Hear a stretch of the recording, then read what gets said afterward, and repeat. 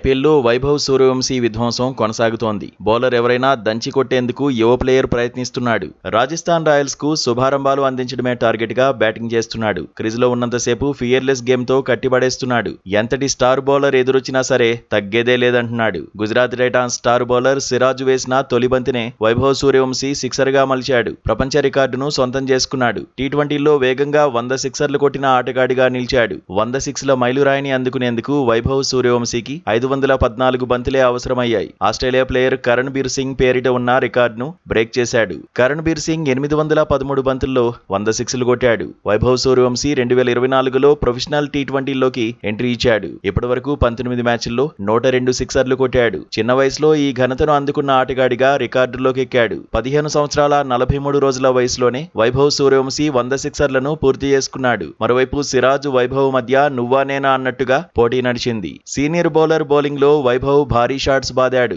సిరాజ్ కూడా యార్కర్లతో సవాల్ విసిరాడు. ఓ బంతి వైభవ్ పాదానికి కూడా తాకింది. దీంతో వైభవ్ ఇబ్బంది పడ్డాడు. ఆ తర్వాత జోరు పెంచాడు. అయితే సిరాజ్ బౌలింగ్ లోనే సూర్యవంశీ పెవిలియన్ చేరాడు. దీంతో సిరాజ్ సెలబ్రేట్ చేసుకున్నాడు.